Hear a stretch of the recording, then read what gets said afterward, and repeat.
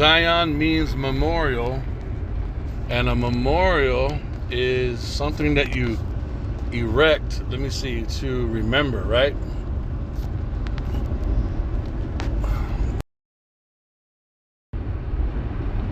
Okay, something especially a structure established to remind people of a person or an event, right? A monument built as a memorial to those who fell in civil war. So fuck Civil War. What's Mount Zion? Mount Zion is a memorial of the covenants made by Yahweh with the children of Yasharallah, Abraham, Isaac, and Jacob. Zion is King Solomon, King David's son, the son of David, who we know is Yahushai in the reincarnation, building the temple for the name of Yahweh. And then now Yahweh Yahushai. What does it say? Second Esdras. These are notes, but I guess I could use it as a lesson. But these are notes. So Second Esdras, right? Second Esdras. Dang it. Second Esdras. Second Esdras. With great labor I have perfected my plant. Great labor. That should just pull it up. Let the multitude perish. Yes. So look at this. So we got Second Ezra 9:22. Let the multitude perish. Let the multitude perish then, which was born in vain, and let my grape be kept, and my plant. For with great labor have I perfected it. For with great labor have I made it perfect. This is every reincarnation. This is every lot that we've been on the earth, coming down, forgetting who we are, remembering who we are, moving in the ordinances of the laws, statutes, and commandments of the Most High, living out our lives on the earth, the place of judgment which is under the sun, and then going up and then coming down. Same thing with Yahushai as Adam, then Yahushai as Malach Tazadok, Melchizedek, then as Isaac, then going up again, coming down as King Solomon, Yadayadja, the son of Davidah, going up and coming back down as Yahushai, right? And every time perfecting the earth, setting the people in earth. Well, getting things in order a little bit better every time he came down, right? And so that's Zion. And then again, we see him standing. So we see him in, I believe it's, Second Kings, or second, hold on, let me, King Solomon assembles the elders, or dedicates, here, let me say this, dedicates the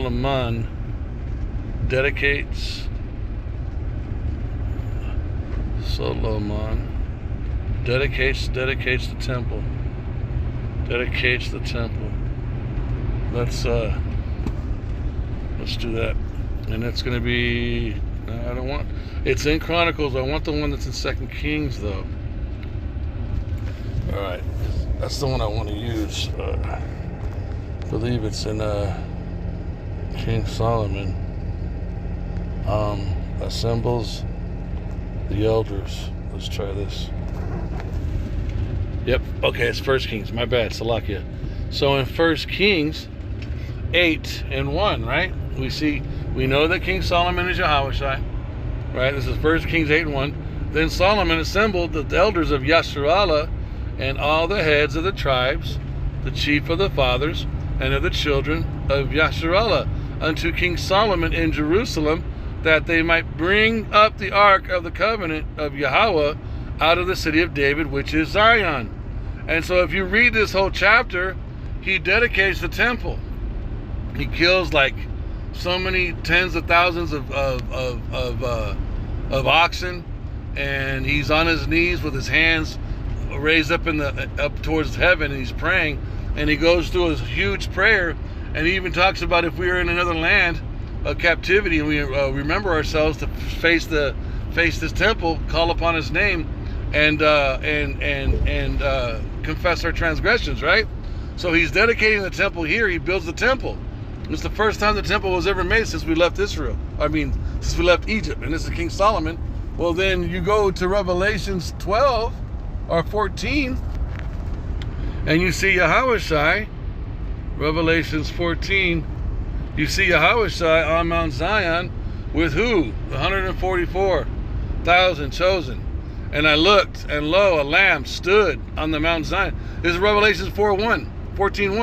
And I looked, and lo, a lamb stood on the Mount Zion, and with him 144,000, having his father's name written in their foreheads. There goes the temple with the name of Yahweh on it. But now it's the bodies of the men that are the elect. Can you see that? And I heard a voice from heaven as the voice of many waters and the voice of a great thunder. And I heard the voice of harpers harping with their harps, and they sung as it were a new song. And that new song is the 100% doctrine. It's the perfect understanding of prophecy, which is the testimony of Yahushai. It's the complete 100% truth, believing in Yahushai according as the scriptures say, not as Western Renaissance Christianity says. Verse 3, and they sung as it were a new song before the throne and before the four beasts and the elders, and no man could learn that song but the 144,000 which were redeemed from the earth. These are they which are not defiled with women. What are the women? It's not talking about human women or wives or concubines or past sexual experiences with women. It's talking about the strange women, the strange woman, the adulteress, the philosophies of Esau Edom, Christianity, Islam, all the stuff coming out of Hollywood, the LGBTQ community, patriotism with America, all that stuff. Even the streets, not snitching. That's like a law. That's like a religious law, being out, from the streets, or the whole street cred and the street, the nigga mentality that comes from the streets. That's a religion. All those are the strange women, okay? So verse 4, these are they which are not defiled with those philosophies, for they are virgins, because they don't sleep and lay down and consummate with those unclean, unholy, unrighteous doctrines, okay? These are they which follow the Lamb whithersoever he goeth. These were redeemed from among men, being the first fruits unto power, to the Lamb. And in their mouth was found no guile. So no guile goes into not lying or having a deceitful tongue or speaking falseness, which would be those philosophies. So when you're speaking 100% truth, you're not going to speak with guile. Okay? For they are without fault before the throne of power. So this is so Mount Zion is all of this. It's a memory. It's a record. It's a memory of the ongoing labors of Yahweh B'Hashem Yahushai and the elect on the earth, with the 1/3 hopeful elect, the innumerable multitude Israelites on the earth. And this memory, this fond memory of what Yahweh has done with Yahushai through Yasharallah and the 1/3 elect, is the controversy of this is a race of people who are known as the wicked, the Edomites, and Amalek, the head tribe, claiming to be all of this in the earth, yet everything they do in the name of Yasharallah, everything they do in the name of the God of Israel, everything they do in the name of the God of Abraham, Isaac, and Jacob is profane on the earth. Everything they do is abominable. Everything that they do, their practices, from their covenants or their connection with America, taking billions of dollars from America, the fact that they call themselves Israeli instead of Hebrew Israelites, the fact that they claim to be just one tribe, Judah, when there's 12 tribes. They never mention the northern or southern kingdom. They never mention a split. They never mention the need to become one complete house again, because we've been split. They don't correctly speak the names of Yahweh or Yahweh Shai, and they don't ever mention, they never talk about Esau. Whenever you ever heard of the Jews, the so-called, small hats, when have they ever correctly taught about who Esau Edom is? When have you ever heard the so-called white people who just claim to be, your normal Americans and your Australians and your Germans and your French and your English and your British? When have they ever talked about Esau Edom?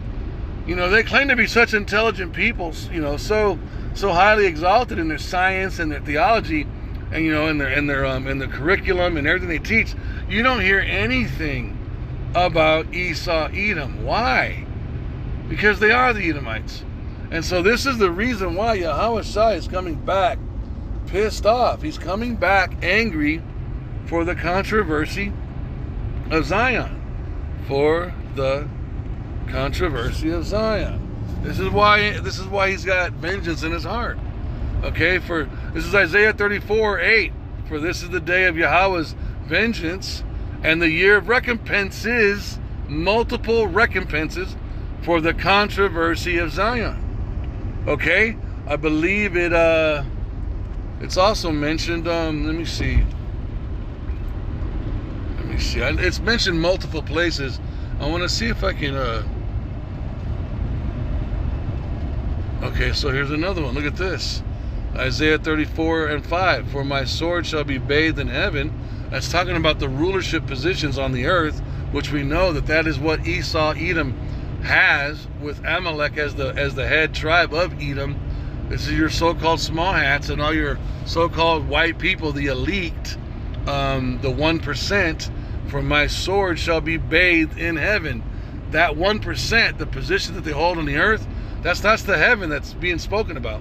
Behold, it shall come down upon Idumea, and Idumea is the Greek word for Edom, and upon the people of my curse to judgment. So this is just going into a little bit on I was listening to this brother right here, but I was thinking about Zion, man, and I was like, oh my gosh, Zion it's not just a location, and it isn't just a rulership. It's a record and a memory. It's a lineage. It's a story from the beginning to the end of everything Yahweh, Bahashem Yahweh Shai, has done with the children of Israel, man. And it also includes a controversy of a group of people who are not the Israelites, who have claimed to be the Israelites. During the time of the Israelites being punished, we were scattered.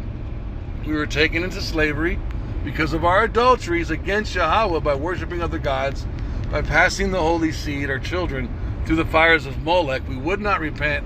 So the punishment was that we would get scattered to the four corners of the earth. And during the scattering, while we were no longer a complete nation, we lost our heritage. We were indoctrinated to believe in lies by the heathen who had rulership over us, and the wicked.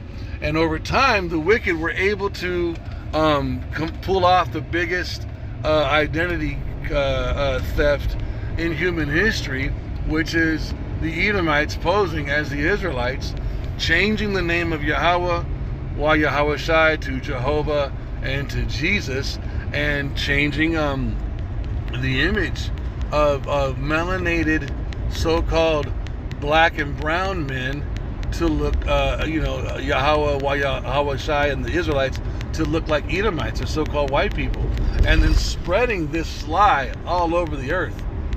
And so that's the controversy of Zion. So just kind of all over the place. I was going to take these as notes. I might even post this as a lesson, just me venting, man. But I want to give double honors to the elders and apostles, the great millstone of whom I learned from, and I want to give all praise to Yahweh by Hashem Yahweh Shai. And again, double honors to the elders and the apostles, the great millstone of whom I learned from. This is your brother Radah.